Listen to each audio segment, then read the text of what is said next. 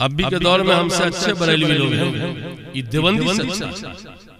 हमको अपनी कंपनी का हाल मालूम नहीं है, हमारे बरेलवी भाइयों को अपनी कंपनी का हाल मालूम। वो बेचारा जानता है कि हमारा तो सब जाहिल है, तो निकाह कम से कम कलमा पढ़वा लेता है। उसको एहसास है इस बात का कि मेरी कंपनी पढ़ी लिखी नहीं है, मेरी कंपनी में अनाड़ियां ज्यादा है, मेरी कंपनी में तोतल बोतल ज्यादा है। जनाजा की नमाज पढ़ना फर्ज किफाया है ना,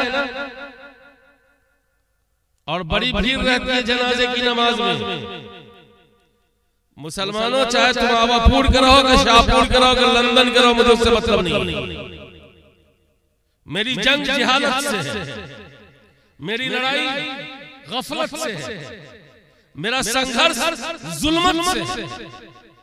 किसी गांव से नहीं है, किसी इलाके से नहीं है, किसी शहर से नहीं है, जिहालत से मेरी जंग है। मुझे माफ कीजिएगा, बबुरवन की नमाज जनाजा हो, क्या आवापुर की नमाज जनाजा हो, क्या मदारीपुर की नमाज जनाजा हो, सिर्फ 4 मुसलमान को जनाजे की दुआ याद है, 96 मुसलमान ऐसी बोतल जा। बेटा बाप की जायदाद पर लड़ने को तैयार है, मुझे ये हिस्सा होना। मैं उस बेटे से पूछता हूँ, बाप की नमाज जनाजा पढ़ी तुमने पढ़ा तो क्या दुआ पढ़ी? 96 मुसलमान को जनाजे की दुआ याद नहीं है, 96 मुसलमान अपने बाप को बगैर जनाजे की दुआ के क्या बोलेंगे? हीरो बनते, बाबू साहब बनते, बाप की आखिरी नमाज जनाजा पढ़ने नहीं आई, शर्म नहीं आती? बाबू कहलाते, दीन के काम करने वाले, मकतब चलाने वाले, मदरसा और मस्जिद को संभालने वाले को निशाना बनाते, हदफ बनाते। जिसको माँ की नमाज जनाजा नहीं पढ़ने आई, बाप की नमाज जनाजा नहीं पढ़ने आई, अपनी गफलत को, अपनी जुल्मत को, अपनी जिहालत को झांकने को तैयार नहीं। और जो लोग इस जिहालत से निकालने के लिए कमर बस्ता है, उनको जान खींचने को तैयार। मेरी जंग किसी खित्ते से नहीं है, मेरी जंग तो जिहालत से। माफ कीजिएगा, 75% मुसलमानों को, बल्कि उससे ज्यादा मुसलमानों को ईद और बकरीद की नमाज नहीं पढ़ने। मैं इस वक्त तो पूरे मुल्क में बवाल दोहल कहता हूं, लड़कों के लिए लड़की देखने जाने वाली टीम लड़कियों से आयतुल कुर्सी पढ़वाती है।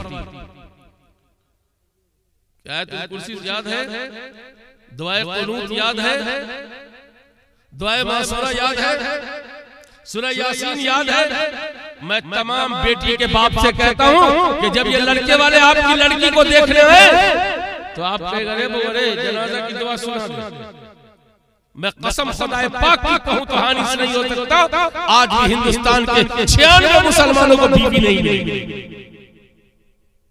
96 मुसलमान नहीं मिलेगी। अभी के दौर में हमसे अच्छे बरेलवी लोग हैं, ये देवबंदी सच्चा। ये देवबंदी अपने आप गुम है। हम बहुत पढ़े लिखे, हमारे पास दारुल देवबंद है। अरे दारुल देवबंद जहां है वहां ना तुम क्या हो? हमको अपनी कंपनी का हाल मालूम नहीं है, हमारे बरेलवी भाइयों को अपनी कंपनी का हाल मालूम। वो बेचारा जानता है कि हमारा तो सब जाहिल है, तो निकाह कम से कम कलमा पढ़वा लेता है। कम से कम इतना तो करता है, हम तो उससे भी ज्यादा। उसको एहसास है इस बात का कि मेरी कंपनी पढ़ी लिखी नहीं है, मेरी कंपनी में अनाड़ियां ज्यादा है, मेरी कंपनी में तोतल बोतल ज्यादा है। तो उसको जिद करता रहे, तुम निकाह कर रहे हो, मोमिना का निकाह मोमिन ही से होगा, हम मोमिन का निकाह मोमिना से होगा। हम तुम्हारे जरा कलमे का जायजा ले ले, तो बतावा को कलमा नहीं याद रहता, तो मजलिस में पढ़वा दिया। देवबंदी सब तक खुशफहमी में मुब्तला है कि हमने सबको याद। ये बाबू साहब के 40 आदमी को भी याद, 100 में 40 आदमी को कभी भी पहला कलमा दूसरा कलमा याद। आपको यकीन नहीं है तो अपने अपने गांव में झांक ताक के देख लीजिएगा, पूछ लीजिएगा। तबकाती मुसलमान हमारी आबादी में जितने हैं, उनमें से अक्सर और बेशतर को दूसरा कलमा मालूम नहीं, उनको ईमान बिल्लाह मालूम नहीं, उनको ईमान बिल रसूल मालूम नहीं, उनको ईमान बिल आखिरत मालूम नहीं। भला बताइए हम कहां खड़े? एक फर्ज फरीज़े इल्म से गफलत की बुनियाद पर सैकड़ों फराइज से मुसलमान गाफिल हो जाता है। नमाज पढ़ने का जी किया, गए जुमा के दिन तो क्या हुआ? बतावे बन के न वापस आए। ईद में गए, ईदगाह भर लिया, बतावे बन के न वापस आए। कुछ पढ़ा? किस कदर बुनियादी तालीम में हमारी ये कौम 1450 साल पुरानी कौम पीछे, जिस कौम पर आयत एजुकेशन उतरी हो और सबसे पहले उतरी हो, और जिस कौम के पैगंबर और नबी ने सबसे ज्यादा जोर तालीम पर दिया, उसकी उम्मत इतनी जाहिल। हमारे यहाँ तो बहुत दिनों तक ये आवाज रही है, पढ़ लिख के क्या कर, फलाना का बेटा पढ़ा है तो कहाँ कुछ करके देखो, फलाना का बेटा बम्बई गए तो बम बम पढ़ो। उससे बड़ी बदनसीब माँ इस धरती पर पैदा नहीं हुई। वो सबसे बदनसीब माँ है जिसने अपने बेटे को पढ़ाया नहीं, लिखाया नहीं, बम्बई भेज दिया। वहां से वो ननखटाई तो खा सकती है, अफलातून तो खा सकती है, लेकिन उसका बेटा बगैर दुआ के कब्र में रख देगा, जनाजा नहीं पढ़ सकेगा। वो बर्फी यहीं खाएगी और हक देगी, ननखटाई खाएगी और छेड़ देगी। अगर पढ़ा के भेज दी तो वही लाल आखिर में नमाज़े जनाजा सेहत कि मेरी मां मर गई। वो फ्लाइट से आ तो सकता है, वो मिलाद भी करा सकता है। जिस तरह से जान रख के मरवा रोकवाया जाता है, जान रख करके कुरान भी पढ़ा सकता है। लेकिन जिस बेटे को तुमने 2 साल का दूध पिलाया है, वो बेटा तुमको जनाजे की दुआ नहीं पढ़ के दे सकता। हमारे मदारिस, हमारे मकातिब, हमारे उलमा, हमारे अइम्मा इसी जिहालत की जंग लड़ रहे हैं। वो चाहते हैं कि बुनियादी तालीम के हवाले से जो जिहालत है वो खत्म हो, वो दूर हो, रोशनी आए, नूर आए, शम्मा जले, चांदना आए। इसलिए कि जिहालत की लगी हुई आग में कौम आगे नहीं बढ़ सकती, कौम तरक्की की शाहराह पे नहीं जा सकती। कौम के सर को गिना तो जा सकता है, वजन नहीं किया जा सकता है। इसलिए कि वजन तो उन्हीं सरों को किया जाता है जो पढ़ा लिखा होता है। जो सर पढ़ा लिखा नहीं होता है उसकी गिनती तो हो सकती है, उसको वजन नहीं किया जा सकता। अहले मदारिस का ये अरमान है, ये हौसला है कि हमारे और आपके सर को सिर्फ गिना ना जाए, वजन किया जाए। और ये वजन उसी वक्त किया जाएगा ये सर पढ़ा लिखा होगा। इस भेजे में इल्म नहीं है तो वो सर सिर्फ गिनती के काबिल है, तौलने के काबिल नहीं। ऐसी भीड़ से किसी कौम को, किसी खानदान को कोई फायदा पहुंचने वाला नहीं। इसलिए मैं जलसों में भीड़ का कायल नहीं हूं। मैं 12 बजे तक रहने वाले आवारों का कायल नहीं हूं। मैं तो 10 जिम्मेदार साथियों का कायल हूं। 10 जिम्मेदार भेजा अगर हमारे यहाँ पर बैठा रहेगा तो मैं अल्लाह की जात से उम्मीद करता हूं अभी 12 बजने वाला ना, फजर की नमाज पढ़ाने में देर नहीं होगी। और इस मौजू से एक लाइन भी मैं नहीं हटूंगा। अब पूरी तालीम की हिस्ट्री में बयान करूंगा कि कौन चीज हम तक कैसे पहुंची है और कैसे मुजाहिदे से पहुंची है और किस सिलसिले से पहुंची है। सिर्फ 10 आदमी में, बल्कि 2 जिम्मेदार होगा तो भी मैं बयान करूंगा। मुझे बड़े मजमे की जरूरत नहीं। मैं क्वालिटी का कायल हूं, क्वांटिटी का नहीं। मैं क्वालिटी पसंद हूं, क्वांटिटी नहीं। मैं हुले हुले का आदमी नहीं हूं, मैं तो कैफियत का आदमी हूं। मैं कैफियत चाहता हूं, मैं हुले हुले वाला आदमी नहीं हूं। मैं चाहता हूं कि हमारी टीम ऐसी तैयार हो जो जहालत की लगी हुई आग को बुझाने के लिए आमादा हो। जहालत की आग लगी है, गांव में लगी है, खानदान में लगी है, घर में लगी है। घर में आग लगती है तो पूरा गांव बुझाता है, न हिंदू देखता है न मुसलमान देखता है। हिंदू के घर में आग लग जाए पूरा गांव चला जाता है, मुसलमान के घर में आग लग जाए पूरा गांव चला जाता है। घर बचाने के लिए पूरे गांव के लोटे में पानी है, सब में हौसले हैं। नस्ल इंसानी को बचाने के लिए क्या हम में और आप में हौसला नहीं है? जहालत की लगी हुई आग को बुझाना हम सब की जिम्मेदारी है। हिंदुस्तान में एक तबका है जो अपने आप को पापा कहलाता है, सुपर कहलाता है। वो ये चाहता है तालीम हमारे बाप की जागीर है, बाकी सबको गुलाम रहना। इल्म हमारे बाप की जागीर है। मंदिर की जिम्मेदारी हमारी होगी, पार्लियामेंट की जिम्मेदारी हमारी होगी, हुकूमत की जिम्मेदारी हमारी होगी, मस्जिद की जिम्मेदारी हमारी होगी। बाकी जितने हैं सब हमारी गुलामी करेंगे। मजहब इस्लाम और इस्लाम का मानने वाला इस ज़हनियत में नहीं। हमारा साफ वाज़ेह मौक़िफ़ है, साफ वाज़ेह मौक़िफ़ है कि अगर एक धोबी का लड़का, नाई का लड़का, नद्दाफ का लड़का, शाह बिरादरी का लड़का अगर वो आलिम है, हाफिज है, मजहब का इल्म रखता है तो आवापुर की जामे मस्जिद की इमामत भी कर सकता है और दिल्ली की जामे मस्जिद की इमामत भी कर सकता है। लेकिन वो तबका जो पापा बन के बैठा है इस मुल्क में, वो चाहता है हम पढ़े बकिया न पढ़े, वो गुलाम रहे, वो गुलाम। ये ज़हनियत इस्लाम की नहीं, ये ज़हनियत मुसलमान की नहीं है, और ये ज़हनियत हमारे उलमा की नहीं है। मैं इन उलमा से पूछता हूँ, एक आलिम बन के आता है, वो चाहता है पूरी जिंदगी 1000 आलिम में बना दूं। एक हाफिज कोई बन के आता है, वो चाहता है मैं किसको हाफिज बना दूं। लेकिन कोई डॉक्टर साहब भी ऐसे हैं जो हमको बता दे कि मैं डॉक्टर बनकर आया हूं और अपने भतीजे को भी डॉक्टर बना दिया हूं। वो डॉक्टर चाहता है कि मेरा भतीजा कंपाउंडर रहे, डॉक्टर बने नहीं पाए। अब बात करेंगे ये लंबी बात। अगर ये डॉक्टर चाहता है कि मेरे खानदान में डॉक्टर बढ़े, मेरी फैमिली में डॉक्टर बढ़े, मेरा भतीजा भी डॉक्टर बन जाए और मेरे दूसरे फर्द भी डॉक्टर बन जाए, तो उनकी कोशिशों से डॉक्टर को भीड़ होती। लेकिन एक डॉक्टर अपने अलावा दूसरे को डॉक्टर बनने नहीं देता। वो बनेगा या तो उसका बेटा बनेगा, उसकी पुतों कहीं से बन के आएगी, लेकिन वो अपने भतीजा को डॉक्टर बनने नहीं देगा। कहे तुम कंपाउंडर रहो, तुम सुई भोंको, तुम डॉक्टर कैसे बन जाओ? ये ज़हनियत है। एक इंजीनियर 10 इंजीनियर नहीं बना सकता, एक वकील 10 वकील नहीं पैदा करता। लेकिन एक हाफिज जब तक सैकड़ों हाफिज बना नहीं देता है, उस वक्त उसकी तमन्ना पूरी नहीं होती। एक आलिम जब तक 1000 आलिम पैदा नहीं कर देता, उस वक्त तक उसकी आरज़ू पूरी नहीं होती। इक्का दुक्का कोई ऐसा आदमी मिला हो डॉक्टर इंजीनियर में तो मैं नहीं कर सकता, उम्मी सूरत हाल यही।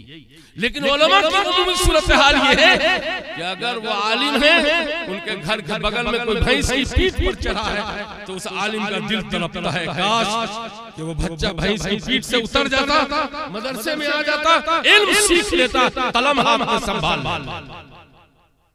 लेकिन पापा तबका ये चाहते हैं कि सब पढ़िए लिए जो औरत सब है हैदराबाद की फिरनी खाने वाली, बिरयानी खाने वाली, अब बंबई की काफला तू ना दिल्ली की बर्फे खाने वाली। और तो तुम सोचो तुम्हारी नमाज जनाजा तुम्हारा बेटा पढ़ सकेगा कि नहीं? तुम जिस शौहर के निकाह में हो तुम्हारा शौहर पढ़ सकेगा कि नहीं? कोई आलिम हाफिज जाके तुम्हारी नमाज जनाजा सही से पढ़ सकेगा? तुम्हारा शौहर तो पढ़ नहीं सकेगा। तुम क्या हमको दिखलाते, क्या दिखलाते? उससे ज्यादा कोई कीमती इंसान नहीं है जो इंसान इल्म से, उससे ज्यादा बेकीमत नहीं है जिस इल्म से खाली। हमारे इन नौजवानों ने बबूरबन में तालीमी बेदारी कॉन्फ्रेंस किया, इजलास बुलाया और काम वहां से शुरू किया जहां से अल्लाह ने शुरू किया। इल्म आएगा, चांदना आएगा, इल्म आएगा, जुल्मत जाएगी, इल्म आएगा, रोशनी बढ़ेगी, इल्म आएगा, नूर बढ़ेगा। हर शख्स को पढ़ने की जरूरत है।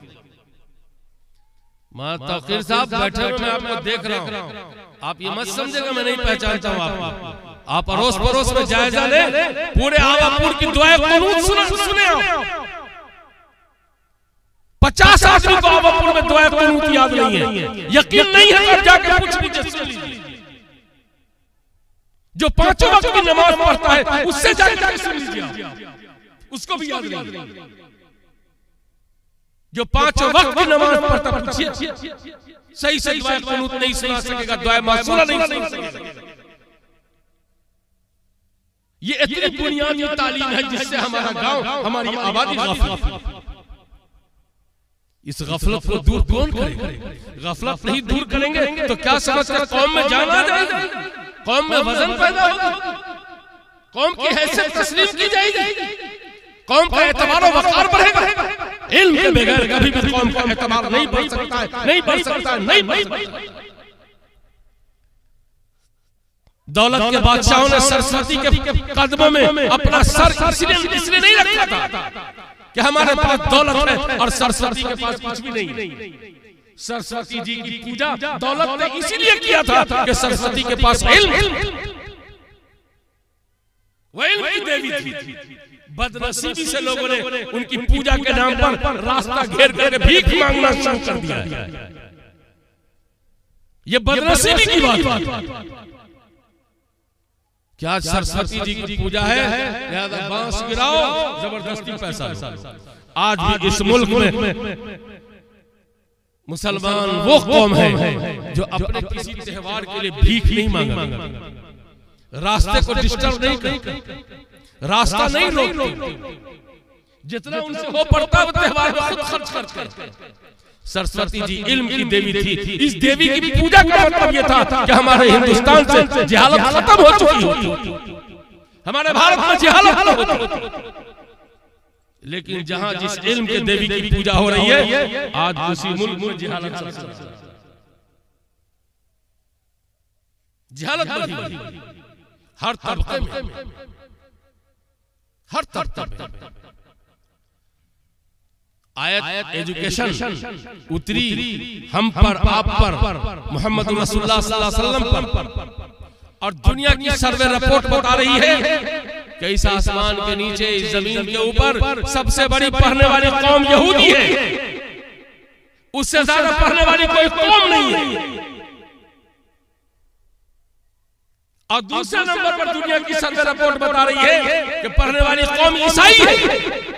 मुसलमानों तुम्हारा शुमार भी, तुम्हारा शुमार भी।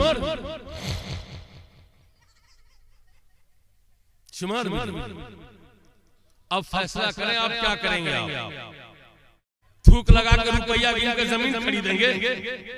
बड़े बड़े जमीन खरीदारों को देख लिया, कोई पूछने वाला नहीं।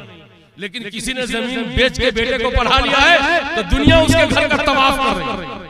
इसी आवापुर की सरजमीन पर ईद के दिन भी बाप बेटा भूखा था, और उस भूख की हालत में मेरी मुलाकात हुई है। मैं भी मुसाफिर था, वो भी वाज़े नहीं होने दिए। बाद में पता चला कि ईद का दिन है और आज मैं भूखे हूं। लेकिन ऐसी शिद्दत को, ऐसी तकलीफ को उठाया, बेटे को पढ़ाया।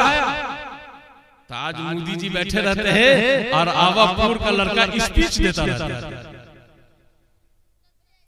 हिंदुस्तान का चीफ कमांडर बैठा रहता है और आवापुर का लड़का अरबी से इंग्लिश, इंग्लिश से अरबी करता रहता है। जी पूरा आवापुर रश करे तो कम, लेकिन भूखे लाकर बच्चे को पढ़ाया है। अब कुछ लोगों ने थूक लगाकर रुपया गिना है तो बतवा हो गया, टूटना पड़ गया। मैं ये गैरत के जुमले बोल रहा हूं इसलिए जमीन जागे, जमीन को दस्तक देने की जरूरत है। जब दस्तक दीजिएगा तो आवाज आ जाएगी। मैं गैरत और हमीयत को जगाना चाहता हूं कि पढ़ाओ पढ़ाओ, थूक लगा करके रुपया मत गिनो, जमीन की डाका डाकी मत करो, इल्म से आरास्ता करो। और आज पूरे हिंदुस्तान में उसी भूखे रहने वाले की औलाद ने नीट के इम्तिहान में जो पोजीशन लाया है कि पूरे भारत ने रश किया, पूरे भारत ने रश किया। और अलीगढ़ यूनिवर्सिटी ने खत भेजा कि अगर आप अपने बच्चे को मेरी यूनिवर्सिटी में दे देंगे तो मेहरबानी होगी। जमीन खरीदो, जमीन थूक लगा के रुपया गिरा, तुम्हारे रुपया की ऐसी की तैसी, तुम्हारी जहालत पर मुझे मरना आ रहा, तुम्हारी जहालत पर मुझे रोना आ रहा, तुम्हारी जहालत पर मुझे शर्म आता है। मुझे सदमा होता उस वक्त जब मैं गांव के जनाजे को देखता हूं, गांव की ईदगाह को देखता हूं कि सारे मुसलमान गए लेकिन 4 ही को पढ़ा लिखा, बाकी 96 को चाहिए। अब वो भी बुखारी से नहीं, दीनी तालीम के रिसाला से जाहिल है, तालीमुल इस्लाम से जाहिल है, बहिश्ती समर से जाहिल है। इसका इल्म नहीं है, इसका इल्म नहीं है। खुदा के वास्ते हमारा ये गम आपको काम आ जाए और आप अभी पलटे इल्म की तरफ, तालीम की तरफ, और जमीन बेच करके भीख मांग कर पढ़ाने की नौबत आ जाए तो अपने बच्चों को पढ़ाइए। हमारे गांव में जिन घरानों ने इल्म की अहमियत को समझा है, आज भी वो मकाम रखते हैं, आज भी वो पोजीशन रखते हैं। हमारे मरासिम, हमारे बड़े गहरे ताल्लुकात आवापुर के स्कॉलरों से, आवापुर के तालीम याफ्ता दिमागों से, जाहिल दिमागों से सिर्फ मेरा दुआ सा, इससे ज्यादा मेरे मरासिम नहीं। बहुत कम लोग जानते हैं कि हमारे गांव के लोग मुल्क में कहां किस पोजीशन में और कैसी एजुकेशन की सलाहियत रखते हैं, और उनसे मेरे कैसे मरासिम और कैसे ताल्लुकात मैं जानता हूं। मेरे गांव के वो लोग जानते हैं। मेरी जंग जहालत से, इसलिए मैं जहालत का वफादार नहीं हो सकता, मैं जहालत के साथ वफादारी नहीं कर सकता। मुझे गांव का फर्द पढ़ा लिखा चाहिए, दीन का इल्म उसके पास होना चाहिए, शरीयत और सुन्नत का इल्म उसके पास होना चाहिए, उनके घर से इल्म की खुशबू आना चाहिए, जहालत की बदबू नहीं आनी चाहिए। मैं इसी तहरीक के लिए अपनी जिंदगी से एग्रीमेंट किया है कि जितना मेरे बस में होगा मैं करूंगा। चुनांचे इस बस्ती पर भी मेरी नजर आज से नहीं है, बल्कि कारी नसीर साहब के वालिद गिरामी मरहूम जिंदा थे, उस वक्त से मेरी निगाह है। मैंने हैदराबाद में अपने साथी मौलाना बदर आलम, मौलाना सदर आलम को मैंने मुतवज्जो कराया। इनको मैंने कितनी बार कहा कि अल्लाह के बंदे तुम बैठ जाओ, के नाम पर हम पढ़ाओ। फिर उसके बाद सरवर बाबू के बारे में मालूम हुआ कि ये नौजवान मुतहर्रिक है, फाल है, तो इस पर मेरी निगाह गई और मैंने जामे मस्जिद में उलमा सलाह को जमा करने और यहाँ की आवाम को जमा करने की तहरीक। अल्हम्दुलिल्लाह इस नौजवान ने हमारी बात माना, मौलाना अब्दुल मन्नान साहब भी आए, अकबर इश्तियाक साहब भी आए। अब वो तहरीक हुई, उसके बाद से इस नौजवान को थोड़ा हौसला मिला और आज ये बड़ी संख्या है। ये तहरीक इंशाअल्लाह बबूलबन की मर्दों को, औरतों को, बहनों को, बेटियों को की गफलत को दूर करेगी और बच्चे और बच्चियों को पढ़ाने की तरफ मुतवज्जो हो कि दीन का इल्म जरूरी है। मैं फख्र से कहता हूं और शायद हिंदुस्तान के नहीं मालूम कितने गोशे में कहा हूं कि एक जब पुन्नी बुआ अगर गांव में न रहे तो औरत मय्यत को सही ढंग से शरीयत और सुन्नत के मुताबिक गुस्ल देने वाली औरत तैयार नहीं। औरत तैयार ले देकर जब पुन्नी बुआ, कब तो मेरी मुलाकात में नहीं होती। जब भी मेरी मुलाकात हुई तो मैंने कहा कि बुआ आप दूसरी औरतों को तैयार कर जाइए, आप उनको बता जाइए, वरना फिर रिबन लगाना शुरू हो जाएगा, सुरमा पहनाना शुरू हो जाएगा और औरत मय्यत को भी लिपस्टिक लगा करके दफन किया जाएगा, अब मेकअप करके दफन किया जाएगा। आप ये मत कहिएगा कि मौलाना क्या बोलते हैं। मुझे मालूम है आपके बिहार में ऐसा गांव भी है जहां मुसलमान कब्र नहीं खोदता है, मुसहर से कब्र खुदवाया जाता है। उस गांव में मेरा आना जाना, मैं ऐसे खानवादे को जानता हूं कि उसके घर का कोई फर्द मर जाता है तो मरने के बाद उसका शेप बनाया जाता है, दाढ़ी छिपाई जाती है ताकि देखने में खूबसूरत लगे मय्यत और समझे कि कितना अल्लाह वाला मर गया है, चेहरे पे कितनी रौनक आ गई। अब क्या समझते हैं हमारे मुल्क में मुसलमानों की बहुत बड़ी टीम, बहुत बड़ा तबका है जो शादी पहले करता है, निकाह बाद करता है, जो शादी पहले करता है निकाह बाद करता है, अल्लाह ताला ने मुझे बाखबर बनाया, बेखबर नहीं बनाया। अहवाल इसी किस्म के। इसीलिए मैं कहता हूँ कि औरत मय्यत को शरीयत की सुन्नत के मुताबिक गुस्ल देने वाली औरत को भी तैयार होना चाहिए। क्या ये हमारी जरूरत नहीं है? उसके लिए कितने लोग काम कर रहे हैं, कितने लोग काम कर रहे हैं। काम करने वाले साथी का टांग खींचना, एक तो कोई काम नहीं करेंगे, जो करेंगे उनका टांग खींचेंगे। याद रखो भाइयों, अगर अल्लाह ने ताकत दी है तो हाथ खींचने वाले बनो। हाथ खींचने वाला आदमी गिरे हुए आदमी को संभाल लेता है, और टांग खींचने वाला आदमी खड़े हुए आदमी को मुंह के बल गिरा देता है। अगर आपके गांव में इस मदरसे में जिसका नाम जामिया सुफ़ा रखा है, अगर ये मकतब मजबूती से चल गया तो समझिए कि तालीमी बेदारी कॉन्फ्रेंस आपकी कामयाब होगी। अगर ये जामिया सुफ़ा अगर बीमार हो गया, जॉन्डिस की बीमारी पकड़ लिया, फक्की पकड़ लिया, तो तालीमी बेदारी कॉन्फ्रेंस नाकाम, बर्बाद।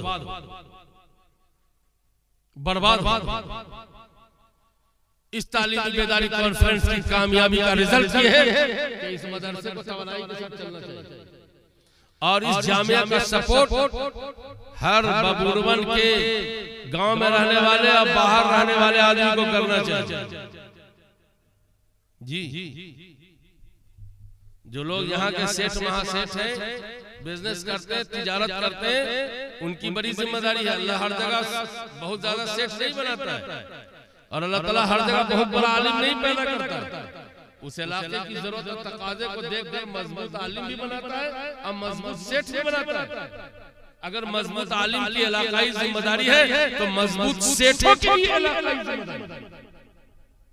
बबूरवन के लोगों मत दो आवापुर को पैसा, मत दो शाहपुर को, मत दो मदानीपुर को।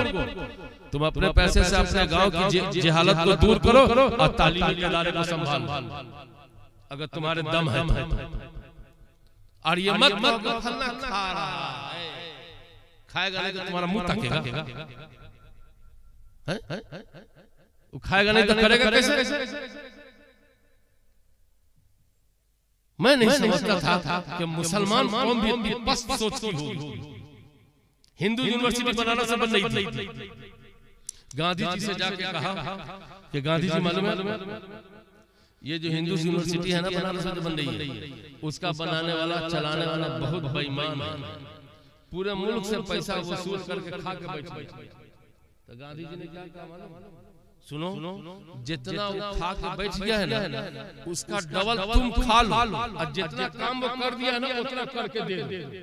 उसके बाद से जो वो आदमी गायब हुआ तो ऐसा लगता था जैसे गधा के सिर से सिंह। गांधी जी का जवाब, जबकि निजाम हैदराबाद में बहुत बड़ी रकम दिया था हिंदू यूनिवर्सिटी के बनाने, लेकिन गांधी का जवाब खूबसूरत था, वो जो काम कर रहा है ना उतना कर दो और उसका डबल तुम खा जाओ। तो काम करने वाले सामने नहीं आएंगे, टांग खींचने वाले सामने आएंगे।